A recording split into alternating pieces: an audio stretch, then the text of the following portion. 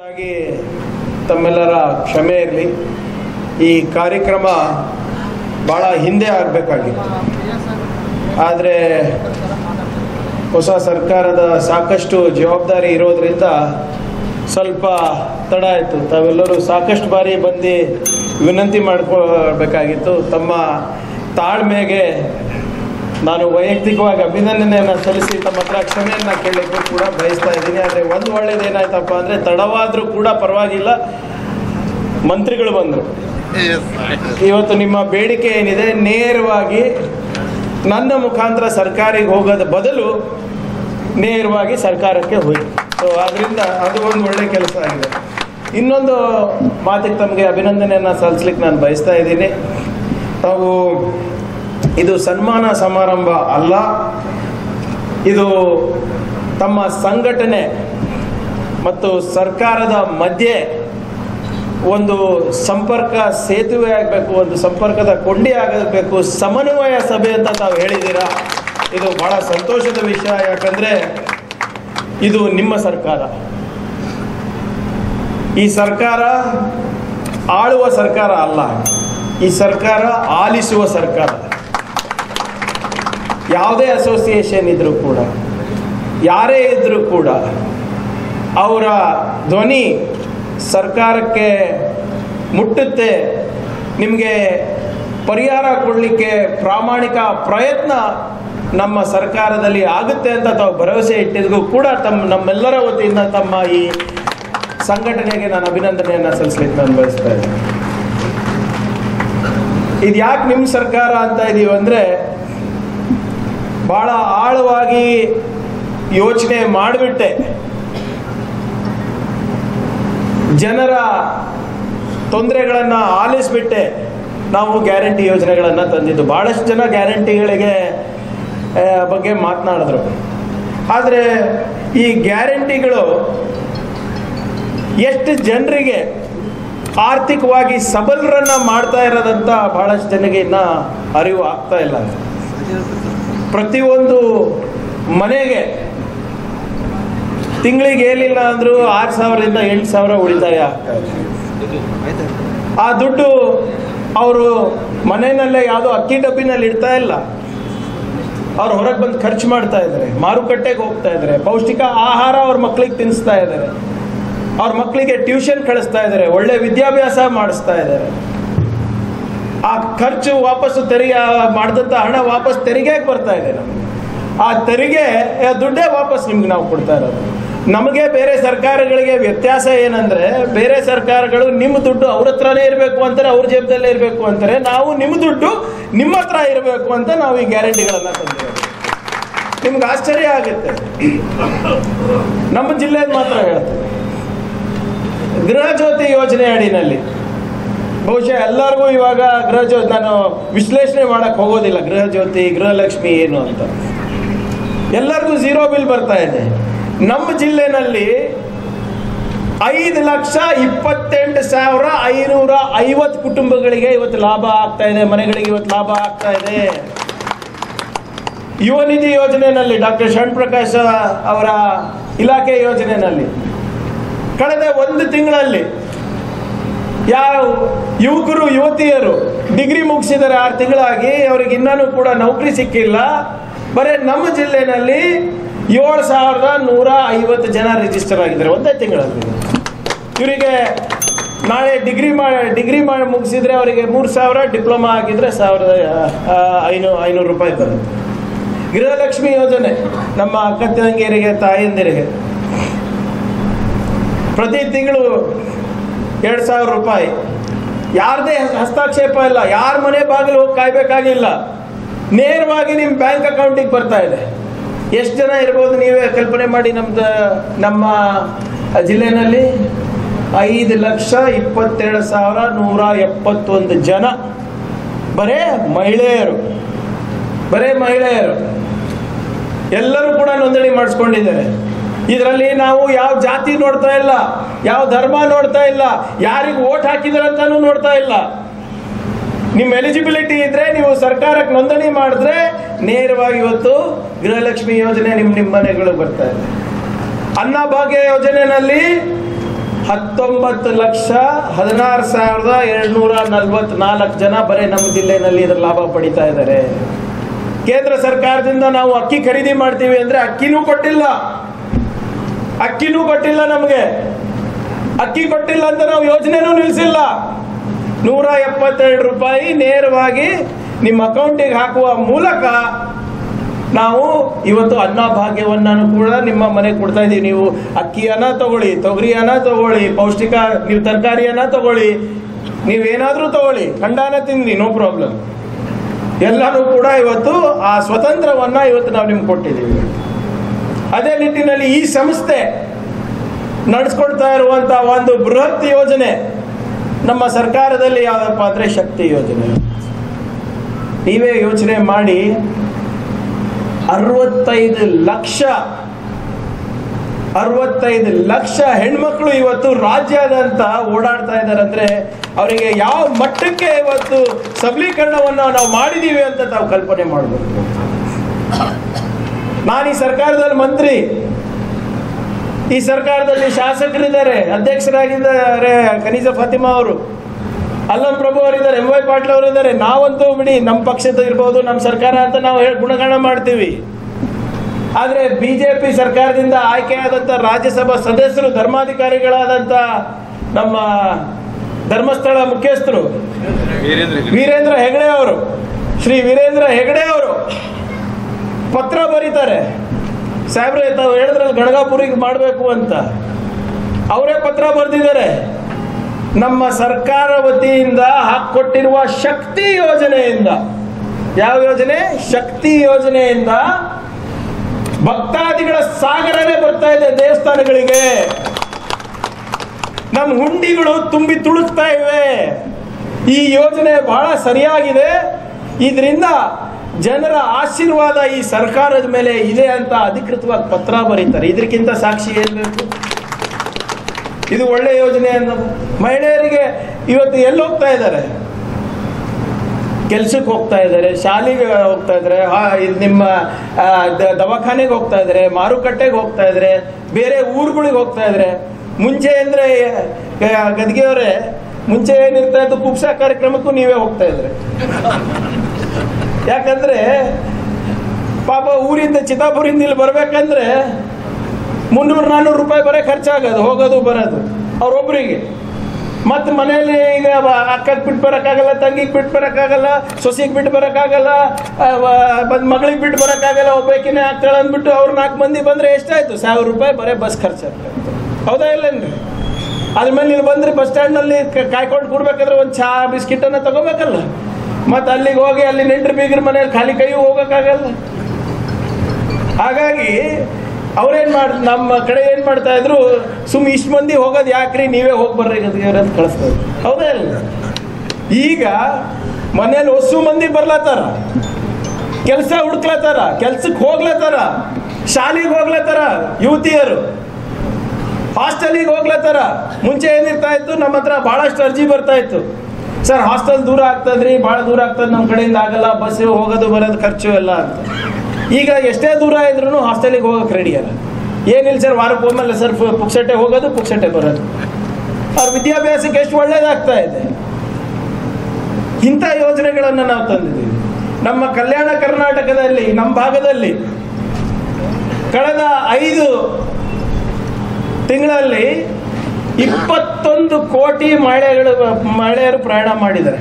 ಅಂದ್ರೆ ನೀವು ಹೋಗೋದು ಬರೋದೆಲ್ಲ ಸರ್ 21 ಕೋಟಿ ಪ್ರಯಾಣಗಳಾಗಿದೆ. ಅದು ಇದರಿಂದ ಸರ್ಕಾರಕ್ಕೆ 672 ಕೋಟಿ ರೂಪಾಯಿ ಖರ್ಚಾಗಿದೆ. ತಮ್ಮ ಬೇಡಿಕೆ ಒಂದಿದೆ, ಅದರಲ್ಲಿ ಈಗಾಗಲೇ 200 ಕೋಟಿ ರೂಪಾಯಿ ಅಷ್ಟೇ ಬಾಕಿ ಇರೋದು. 682 ಕ್ರೋರ್ಸ್ ಅಲ್ಲಾಗಲೇ ಖರ್ಚಾಗಿದೆ, ಪಾವತಿ ಆಗಿರೋದು. ಇನ್ನ ಒಂದು 200-250 ಕೋಟಿ ರೂಪಾಯಿ ಬಾಕಿ ಉಳಿದಿವೆ. 247 ಅಷ್ಟೇ ಬಾಕಿ ಉಳಿದಿರೋ. ಅಂದ್ರೆ ಇದಕ್ಕೋಸ್ಕರ ತಾವೆಲ್ಲರೂ ಹಗಲಿರು ಶ್ರಮ ಪಡ್ತಾ ಇದ್ರೆ. ನಮ್ಮಲ್ಲಿ ಸಿಂಪತಿ ಕೊರತೆ ಇದೆ, ನನಗೆ ಗೊತ್ತಿದೆ. ನಮ್ಮ ಭಾಗದಲ್ಲಿ ವಿಶೇಷವಾಗಿ ತಮ್ಮ ಸಂಸ್ಥೆನಲ್ಲಿ ಕೂಡ ಸಿಬ್ಬಂದಿ ಕೊರತೆ ಇದೆ. ನಮ್ಮ ರಾಮಲಿಂಗ ರೆಡ್ಡಿ ಸಾಹೇಬ್ರು ಹೇಳಿದಾಗ ಕಳೆದ 4.5 ವರ್ಷದಲ್ಲಿ ಏನು ರಿಕ್ರೂಟ್ಮೆಂಟೇ ಆಗಿಲ್ಲ ನಮ್ಮ ಭಾಗದಲ್ಲಿ. ಈಗ ನಾವು ಪ್ರಾರಂಭ ಮಾಡಿದ್ದೀವಿ. ಈಗಾಗಲೇ ನನ್ನ ಇಲಾಖೆನಲ್ಲೇ ಏನಿಲ್ಲ ಅಂದರೂ ಒಂದು 800 ಜನಕ್ಕೆ ಆಗಲೇ ನಾವು AWJEಗಳಿಗೆಲ್ಲ ಕೊಟ್ಟಿದ್ದೀವಿ. ಈಗ 1600 ಜನಕ್ಕೆ ಮುಂದಿನ 18-20 ತಾರೀಕು ಒಳಗಡೆ ನಾವು ಕೊಡ್ತೀವಿ ಅಂತ ಕೂಡ ಮಾತು ಕೊಟ್ಟಿದ್ದಾರೆ. ಇಷ್ಟೆಲ್ಲ ನ್ಯೂನತೆಗಳಿದ್ರೂ ಕೂಡ, ಸಿಬ್ಬಂದಿಗಳ ಕೊರತೆ ಇದ್ರೂ ಕೂಡ ಈ ಕಲ್ಯಾಣ ಕರ್ನಾಟಕ ರಸ್ತೆ ಸಾರಿಗೆ ಸಂಸ್ಥೆ ವತಿಯಿಂದ ತಾವು ಶಕ್ತಿ ಯೋಜನೆ ಬಹಳ ಯಶಸ್ವಿಯಾಗಿ ನಡೆಸ್ಕೊಟ್ಟಿದ್ದಕ್ಕೆ ಇಡೀ ಸರ್ಕಾರದ ವತಿಯಿಂದ, ಸಾರ್ವಜನಿಕರ ವತಿಯಿಂದ ತಮ್ಮ ಸಂಸ್ಥೆಗೆ ನಾನು ಅಭಿನಂದನೆಯನ್ನು ನಾನು ಸಲ್ಲಿಸಲಿಕ್ಕೆ ನಾನು ಬಯಸ್ತಾ ಇದ್ದೀನಿ. ಇದು ಯಾಕೆ ಇಷ್ಟೆಲ್ಲ ಹೇಳ್ತಾ ಇದ್ದೀನಿ ಅಂದರೆ, ನೀವು ಹೇಳ್ದಂಗೆ ಇದು ಬೇಡಿಕೆಗಳು ಬಹಳ ಇದೆ ತಮ್ಮ ಹತ್ರ. 8 ಪ್ರಮುಖವಾದಂಥ ಬೇಡಿಕೆ ಇದೆ. ಅದಕ್ಕಾಗಲೇ ಸರ್ಕಾರ ಉತ್ತರ ಕೊಟ್ಟಿದೆ. ಅದಕ್ಕೆ ಇದು ನಿಮ್ಮ ಸರ್ಕಾರ ಇದೆ, ಜನರ ಸಮಸ್ಯೆಯನ್ನು ಆಲಿಸುವಂಥ ಸರ್ಕಾರ ಇದೆ. ಇನ್ನೂ ಒಂದು ಉದಾಹರಣೆ ಕೊಡ್ತೀನಿ. ನಿನ್ನೆ ಮಾನ್ಯ ಮುಖ್ಯಮಂತ್ರಿಗಳು ಜನಸ್ಪಂದನ ಯೋಜನೆಯನ್ನು ನಾವು ಮಾಡಿದ್ವಿ. ಜನಸ್ಪಂದನ ಕಾರ್ಯಕ್ರಮವನ್ನು ನಾವು ವಿಧಾನಸೌಧದಲ್ಲಿ ಮಾಡಿದ್ವಿ. ಹಿಂದಿನ ಸರ್ಕಾರಗಳಲ್ಲಿ ವಿಧಾನಸೌಧ ಅಂದರೆ ವ್ಯಾಪಾರ ಸೌಧ ಆಗಿತ್ತು. ಆದರೆ ನಿನ್ನೆ ನಾವು ವಿಧಾನಸೌಧದ ಬಾಗಿಲನ್ನು ತೆಗೆದು ರಾಜ್ಯಾದ್ಯಂತ ಏನು ಬಡವರಿದ್ರು, ಅವರ ಯುವಕರಿದ್ರು, ಯುವತಿಯರಿದ್ರು, ಕಾರ್ಮಿಕರಿದ್ರು, ಸಿಬ್ಬಂದಿಗಳಿದ್ರು, ಸಂಘ ಸಂಸ್ಥೆಗಳಿಂದ ಇದ್ರು, 20,000 ಜನ ವಿಧಾನಸೌಧಕ್ಕೆ ಬಂದು ಅವರ ಅಹವಾಲುಗಳನ್ನು ಸರ್ಕಾರದ ಮುಂದೆ ಹೇಳ್ಕೊಂಡಿದ್ದಾರೆ. 20,000 ಜನ ಇಡೀ ದಿನ ಮುಖ್ಯಮಂತ್ರಿಗಳು, ಮಂತ್ರಿಗಳು ಜನರ ಮಧ್ಯದಲ್ಲಿ ಜನರ ಸಂಕಷ್ಟ ಕೇಳಲಿಕ್ಕಿದ್ರು. ನಮ್ಮ ಜಿಲ್ಲೆನಲ್ಲೂ ಕೂಡ ಆಗಿದೆ. ಎಲ್ಲ ಜಿಲ್ಲಾ ಉಸ್ತುವಾರಿ ಸಚಿವರು ಅವರವ್ರ ಜಿಲ್ಲೆನಲ್ಲಿ ಮಾಡಿದ್ರು. ನಾವು ಚಿಂಚೋಳಿನಲ್ಲಿ ಮಾಡಿದ್ವಿ. ಮುಂದಿನ ವಾರದಲ್ಲೇ 10 ದಿನದಲ್ಲಿ ನಾವು ಮತ್ತೆ ಸಿಟಿನಲ್ಲಿ ಕೂಡ ನಾವು ಮಾಡ್ತಾ ಇದ್ವಿ. ಇದು ನಿಮಗೋಸ್ಕರ ಮಾಡ್ತಾ ಇರೋದು. ನೀವೇ ಯೋಚನೆ ಮಾಡಿ, 20,000 ಜನ, ಯಾರಿಗೂ ಬಸ್ ವ್ಯವಸ್ಥೆ ಮಾಡಿಕೊಟ್ಟಿಲ್ಲ, ಯಾರಿಗೂ ಆಟೋ ವ್ಯವಸ್ಥೆ ಮಾಡಿಕೊಟ್ಟಿಲ್ಲ. ಕಳೆದ 4-5 ವರ್ಷ ಏನು ಆಡಳಿತ ಸಂಪೂರ್ಣವಾಗಿ ಕುಸಿತ ಆಗಿತ್ತು, ಜಂಗ್ ಹಿಡಿದೋಗಿತ್ತು, ಆ ಕೆಲಸಗಳನ್ನು ನಾವು ಮಾಡಿಕೊಡ್ತಾ ಇದ್ದೀವಿ.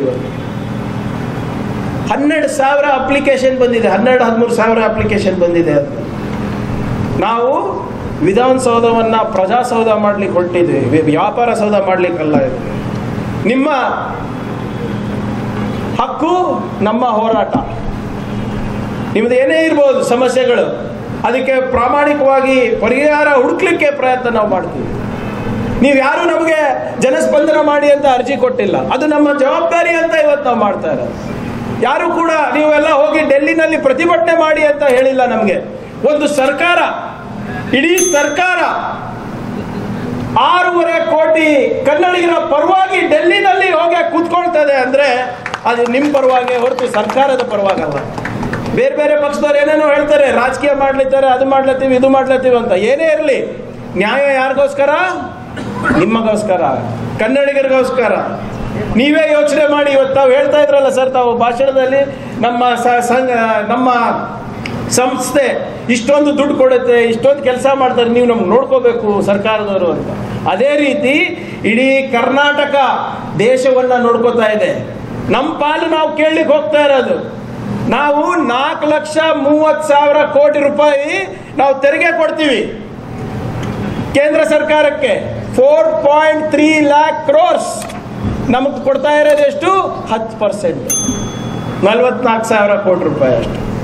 ಹಿಂದಿನ 14th ಫೈನಾನ್ಸ್ ಕಮಿಷನ್ ಅಂತ ಇರ್ತದ್ರಿ, ಒಂದು ಆಯೋಗ ಇರುತ್ತೆ. ಆ ಆಯೋಗದಲ್ಲಿ ಸರ್ಕಾರದ ಎಲ್ಲ ರಾಜ್ಯ ಸರ್ಕಾರದ ತೆರಿಗೆಗೆ ಸಂಬಂಧಪಟ್ಟಂಗೆ ಯಾರಿಗೆ ಎಷ್ಟು ಕೊಡಬೇಕು ಅಂತ ಆ ಆಯೋಗ ತೀರ್ಮಾನ ಮಾಡುತ್ತೆ. 14ನೇ ಹಣಕಾಸಿನ ಆಯೋಗದಲ್ಲಿ ನಮಗೆ 4.71% ಬರ್ತಾ ಇತ್ತು. ಅಂದರೆ 4.71% ಬರ್ತಾ ಇತ್ತು. ಆದರೆ ಹಿಂದಿನ ಆಯೋಗದಲ್ಲಿ ಅದನ್ನ ಕಟ್ ಮಾಡಿ 3.64%, ಅಂದರೆ 3.64% ಅನ್ನ ಮಾಡಿದ್ದಾರೆ. ನಿಮಗೆ ಅನಿಸ್ಬೋದು, 1% ತೆಗ್ದಿರಲ್ಲಪ್ಪ ಕೇಂದ್ರ ಸರ್ಕಾರ, ಅದಕ್ಕೇನು ಸಂಬಂಧ ಅಂತ. ಈ 1% ತೆಗ್ದಿರೋದ್ರಿಂದ ನಮಗೆ ಪ್ರತಿ ವರ್ಷ 73,000 ಕೋಟಿ ರೂಪಾಯಿ ನುಕ್ಸಾನ್ ಆಗ್ತಾ ಇದೆ. 73,000 ಕೋಟಿ ರೂಪಾಯಿ ಪ್ರತಿ ವರ್ಷ. ನೀವು 5 ವರ್ಷಕ್ಕೆ ಹಾಕಿದ್ರೆ ಆಯ್ತಲ್ಲ, 1.87 lakh crores 1,87,000 ಕೋಟಿ ರೂಪಾಯಿ ನುಕ್ಸಾನ್ ಆಗ್ತಾ ಇದೆ ನಮಗೆ. ಯಾಕಂದ್ರೆ ಮೇಲ್ಗಡೆ ಯಾರೋ ತೀರ್ಮಾನ ಮಾಡಿದ್ರು ಕರ್ನಾಟಕದಿಂದ 1% ತಗೊಳ್ಳೋಣ. ನಿಮ್ಮ ಬೆವರು, ನೀವು ಕಷ್ಟಪಟ್ಟು ಏನು ಬೆವರು ಸುರಿಸಿ ನೀವು ದುಡಿತಾ ಇದ್ದೀರಲ್ಲ, ಆ ತೆರಿಗೆ ಪಾಲಿಂದ ನೀವು 1% ವಾಪಸ್ ತಕ್ಕೊಳ್ಳೋಣ ಅಂತ ಯಾರೋ ತೀರ್ಮಾನ ಮಾಡಿದ್ರು. ಅದಕ್ಕೆ ಇವರು ಒಪ್ಪಿಗೆ ಕೊಟ್ಬಿಟ್ರು. ಅದರಿಂದ ನಮ್ಗೆ ಇಷ್ಟೊಂದು ನುಕ್ಸಾನ್ ಆಗ್ತದೆ. ಈ ಆರ್ಥಿಕ ಅನ್ಯಾಯದ ವಿರುದ್ಧ ನಾವು ಹೋಗಿ ಡೆಲ್ಲಿನಲ್ಲಿ ಕೂತಿದ್ವಿ. ನೀವೇ ಹೇಳಿ, ನಮ್ಮ ಹೋರಾಟ ಸರಿನಾ ಇಲ್ಲ ಹೇಳಿ, ನೀವೇ ಸರಿ ಇದೆಯಾ? ಯಾರಿಗೆ ನುಕ್ಸಾನ್ ಆಗ್ತಾ ಇದೆ? ಅದೇ 73,000 ಕೋಟಿ ರೂಪಾಯಿ ನಮಗೆ ಬಂದ್ರೆ ನಿಮ್ಮ ಸಾರಿಗೆಗೆ ಇನ್ನೂ ಹೆಚ್ಚು ಕೊಡ್ಬೋದು, ಮಹಿಳೆಯರಿಗೆ ಇನ್ನೂ ಹೆಚ್ಚು ಮಾಡ್ಬೋದು, ಯುವತಿಯರಿಗೆ ಇನ್ನೂ ಹೆಚ್ಚು ಉದ್ಯೋಗ ಸೃಷ್ಟಿ ಮಾಡ್ಬೋದು. ನೀವೇ ಇದು ಯಾಕೆ ಹೇಳ್ತಾ ಇದ್ದೀನಿ ಅಂದ್ರೆ ನಿಮಗೆ ಬಹಳ ಸರಳವಾಗಿ ತಿಳಿಸ್ತೀನಿ, ಬಹಳ ಸರಳವಾಗಿ. ಇಲ್ಲೆಲ್ಲ ಎಂಪ್ಲಾಯೀಸ್ ಕೂತಿದ್ರಲ್ಲ, ಎಲ್ಲರೂ ಇನ್ಕಮ್ ಟ್ಯಾಕ್ಸ್ ಕೊಡ್ತೀರಾ? ಇಲ್ಲ, ಕೊಡ್ತೀರಲ್ಲ. ನೀವು 100 ರೂಪಾಯಿ ಕೊಟ್ರೆ, ನೀವು ಸರ್ಕಾರಕ್ಕೆ, ಕೇಂದ್ರ ಸರ್ಕಾರಕ್ಕೆ 100 ರೂಪಾಯಿ ಕೊಟ್ರೆ ನಿಮಗೆ ವಾಪಸ್ ಬರ್ತಾ ಇರೋದು ಬರೇ 13 ರೂಪಾಯಿ. ಅರ್ಥ ಆಯ್ತ್ರಿ? 100 ರೂಪಾಯಿ ನೀವು ಕೊಟ್ರೆ ವಾಪಸ್ ಬರ್ತಾ ಇರೋದು 13 ರೂಪಾಯಿ. ಅದೇ ನಿಮ್ಮಂತ ಒಬ್ಬ ಉತ್ತರ ಪ್ರದೇಶ, ಅವರು ತೆರಿಗೆ, ಉತ್ತರ ಪ್ರದೇಶದಲ್ಲಿ ಅವ್ರು ತೆರಿಗೆ ಕೊಟ್ರೆ 100 ರೂಪಾಯಿ, ಅವ್ರಿಗೆ ವಾಪಸ್ ಬರ್ತಾ ಇರೋದು 333 ರೂಪಾಯಿ. ನೀವು ಮಧ್ಯಪ್ರದೇಶದಲ್ಲಿದ್ದೀರಾ ಸಚಿನ್, ಮಧ್ಯಪ್ರದೇಶದಲ್ಲಿ 100 ರೂಪಾಯಿ ಕಟ್ಟಿದ್ರೆ ಅವ್ರಿಗೆ ವಾಪಸ್ ಬರ್ತಾ ಇರೋದು 292 ರೂಪಾಯಿ. ಅಲ್ಲಂ ಪ್ರಭು ಅವರು ಬಿಹಾರ್ನಲ್ಲಿ ಟ್ಯಾಕ್ಸ್ ಕಟ್ಟಿದ್ರೆ 100 ರೂಪಾಯಿಗೆ ಅವ್ರಿಗೆ ಬರ್ತಾ ಇರೋದು 922 ರೂಪಾಯಿ. ಒಡಿಶಾನಲ್ಲಿ MY ಪಾಟೀಲ್ ಸಾಹೇಬ್ರು 100 ರೂಪಾಯಿ ಟ್ಯಾಕ್ಸ್ ಕಟ್ಟರೆ ಅವರಿಗೆ ಬರ್ತಾ ಇರೋದು 197 ರೂಪಾಯಿ. ಆದ್ರೆ ಕರ್ನಾಟಕದಲ್ಲಿ ಅದೇ MY ಪಾಟೀಲ್ ಸಾಹೇಬ್ರು, ಅದೇ ತಾವು ಕಷ್ಟಪಟ್ಟು ಬೆವರು ಸುರಿಸಿ ರಕ್ತ ಕೊಟ್ಟು ನೀವು ಟ್ಯಾಕ್ಸ್ ಕಟ್ಟಿದ್ರೆ ಕೇಂದ್ರದಿಂದ ಬರ್ತಾ ಇರೋದು ಬರೇ 13 ರೂಪಾಯಿ. ಇದ್ರ ವಿರುದ್ಧ ಹೋರಾಟ ಮಾಡಬೇಡಿ ಅಂತಾರಲ್ಲ ನಮಗೆ. ನಮ್ಮ ಹೋರಾಟ ಸರಿ ಇದೆಯಾ ಇಲ್ಲ ಹೇಳ್ರಿ? ಸರಿ ಇದೆಯಾ? ಮತ್ತೆ ನೀವು ಬೆಂಬಲಿಸ್ಬೇಕಲ್ಲ ನಮಗೆ. ನಮ್ಮ ತೆರಿಗೆ ನಮ್ಮ ಹಕ್ಕು. ಈ ತೆರಿಗೆಯಿಂದ ಯಾರಿಗೂ ಉಪಯೋಗ ಆಗುತ್ತೆ? ನಮಗೂ ಉಪಯೋಗ ಆಗುತ್ತೆ. ಏನು ಮೊನ್ನೆ ಬಜೆಟ್ನಲ್ಲಿ ಬಂತಲ್ಲ, ಕಲಬುರಗಿ ಡಿವಿಷನ್ಗೆ ಎಷ್ಟು ಬಂತು ಬಜೆಟ್ನಲ್ಲಿ? ಕಿತ್ನಾ ಆಯಾಮಿಯ? 1000 ರೂಪಾಯಿ. 1000 ರೂಪಾಯಿನಲ್ಲಿ ಚಿತ್ತಾಪುರಿಂದ 2 ಸರಿ ಬಂದು ಹೋಗ್ಬೋದು, 4 ಸರಿ ಬಂದು ಹೋಗ್ಬೋದು. ರೈಲ್ವೆ ಡಿವಿಷನ್ಗೆ ಈ ಸರ್ಕಾರ 1000 ರೂಪಾಯಿ ಕೊಡ್ತಾರಂದ್ರೆ ಏನ್ ಕಲಬುರಗಿ ಉದ್ಧಾರ ಮಾಡ್ತೀರಿ ನೀವು? ಏನ್ ಕಲ್ಯಾಣ ಕರ್ನಾಟಕ ಉದ್ಧಾರ ಮಾಡ್ತೀರಿ ನೀವು? ಆದ್ರಿಂದ ಇವತ್ತು ನಮ್ಮ ಹೋರಾಟ ಇವತ್ತು ಡೆಲ್ಲಿ ತನಕ ಹೋಗಿದೆ. ಬಹಳ ಜನಕ್ಕೆ ಕಲ್ಪನೆ ಇಲ್ಲ. ನಾವು ಉತ್ತರ ಪ್ರದೇಶಕ್ಕೆ ಕೊಡಬೇಡಿ ಅಂತ ಇಲ್ಲ, ಮಧ್ಯಪ್ರದೇಶಕ್ಕೆ ಕೊಡಬೇಡಿ ಅಂತ ಇಲ್ಲ, ಬಿಹಾರು ಜಾರ್ಖಂಡಿಗೆ ಕೊಡಬೇಡಿ ಅಂತ ಇಲ್ಲ. ನಾವೇನ್ ಹೇಳ್ತಾ ಇರೋದು, ನಮ್ಮ ಅಕ್ಕ ತಂಗಿಯರು ಏನ್ ದುಡಿತಾ ಇದ್ದಾರೆ, ನಮ್ಮ ಅಣ್ಣ ತಮ್ಮಂದಿರು ಏನ್ ದುಡಿತಾ ಇದ್ದಾರೆ, ಅವ್ರು ಎಷ್ಟು ದುಡಿಮೆ ಇದೆ ಅಷ್ಟು ಪಾಲ್ ಕೊಡಿ ಅಂತ ಕೇಳ್ತಾರೆ. ಅದಷ್ಟೇ. ಆ ಪಾಲ್ ಕೊಟ್ಬಿಟ್ರೆ ನಮಗೆ ಇನ್ನ ಹೆಚ್ಚು ಇನ್ಫ್ರಾಸ್ಟ್ರಕ್ಚರ್ ನಾವು ಕಟ್ಬಹುದು, ಇನ್ನ ಹೆಚ್ಚು ಉದ್ಯೋಗ ಸೃಷ್ಟಿ ಮಾಡಬಹುದು, ಇನ್ನ ಸಮೃದ್ಧರಾಗಿ ನಾವು ಬೆಳಿಬಹುದು. ಕನ್ನಡಿಗರ ಬೆವರಿನಲ್ಲಿ ಎಷ್ಟು ಶಕ್ತಿ ಇದೆ ಅಂದ್ರೆ ಇವತ್ತು ಇಡೀ ಇಂಡಿಯಾವನ್ನ ನಾವು ಪ್ರಕಾಶಿತ ಮಾಡಬಹುದು. ನಾವು ಇವತ್ತು ನೀವೇ ಯೋಚನೆ ಮಾಡಿ, ಬರೇ ನಮ್ಮ IT ಎಕ್ಸ್ಪೋರ್ಟ್ಸ್, ಬಹಳಷ್ಟು ಜನ ಮಕ್ಕಳು ಇವತ್ತು ಇಂಜಿನಿಯರಿಂಗ್ ಓದಿರ್ಬೋದು, ಬಹಳಷ್ಟು ಜನ ಬೆಂಗಳೂರಿನಲ್ಲೂ ಕೆಲಸ ಮಾಡ್ತಾ ಇದ್ದಾರೆ, ಮಂಗಳೂರಿನಲ್ಲಿ ಕೆಲಸ ಮಾಡ್ತಾ ಇದ್ದಾರೆ. ಬರೇ ನಮ್ಮ IT ಎಕ್ಸ್ಪೋರ್ಟ್ಸ್ ಈ ಡಿಸೆಂಬರ್ ತನಕ 3,30,000 ಕೋಟಿ ರೂಪಾಯಿ ಸರ್. 3,30,000 ಕೋಟಿ. ಇವತ್ತು ಮ್ಯಾನುಫ್ಯಾಕ್ಚರಿಂಗ್ ಅಲ್ಲಿ ನಂಬರ್ 1 ನಾವು, ಆವಿಷ್ಕಾರದಲ್ಲಿ ನಂಬರ್ 1 ನಾವು ಕರ್ನಾಟಕದವರು. ಇವತ್ತು ಇಡೀ ಇಂಡಿಯಾವನ್ನ, ಇಡೀ ದೇಶವನ್ನ ನಾವು ವಿಶ್ವ ಮಟ್ಟದಲ್ಲಿ ನಾವು ತಗೊಂಡೋಗಿದ್ದೇವೆ ಅಂದ್ರೆ ಅದರಲ್ಲಿ ಕನ್ನಡಿಗರ ಬೆವರು ಬಹು ಮುಖ್ಯವಾದಂತ ಪಾತ್ರ ಪಡೆದಿದೆ. ಅದನ್ನ ಇವರು ಅದ್ರ ಬಗ್ಗೆ ಏನಾದರೂ ಮಾಡಿದ್ರೆ ದೇಶ ವಿಭಜನೆ ಮಾಡ್ತಾ ಇದ್ದೀರಾ, ನೀವು ಸರಿಯಾಗಿ ಕೇಳ್ತಾ ಇಲ್ಲ, ಆ ಸರ್ಕಾರ ವಿರುದ್ಧ ಇದ್ದೀರಾ, ಪ್ರಧಾನಮಂತ್ರಿ ಇದು ಒಳ್ಳೆ ಕಥೆ ಆಯ್ತಲ್ಲಪ್ಪ.